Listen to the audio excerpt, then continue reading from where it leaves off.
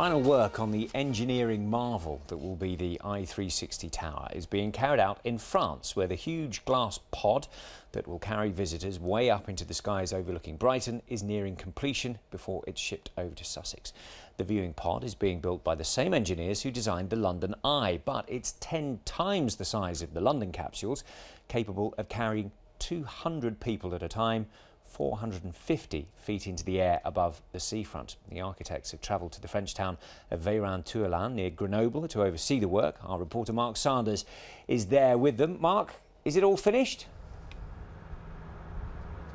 Pretty much. This is the final version of the i360 viewing pod. It almost looks like it's landed here rather than being made here in southern France, and in a few months' time this will be going up and down the i360 tower in Brighton. But of course this is just the start. They've now got to get it over to Brighton itself.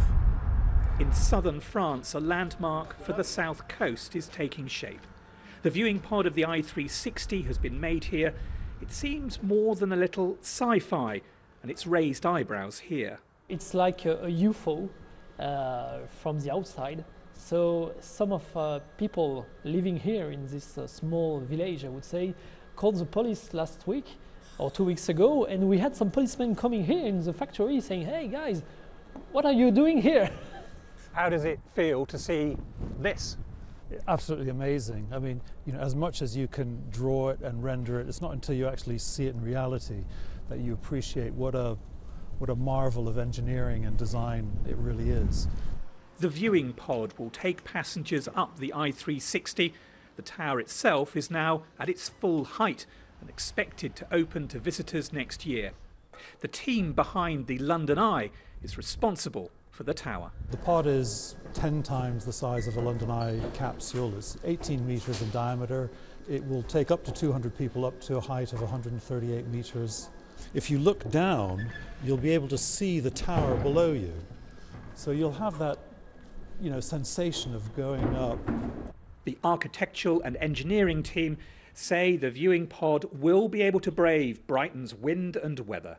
It's a very aerodynamic shape, so the wind whizzes around it, like it whizzes around the tower. And we've done extensive studies to make sure that the floor of this pod doesn't move too much and upset the passengers.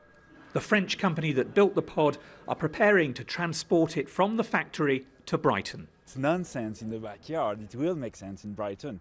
So what I feel is that tomorrow I will have a great pleasure to visit London, maybe the London Eye, and then take the time to go to Brighton to see the beach and then to enjoy the ride.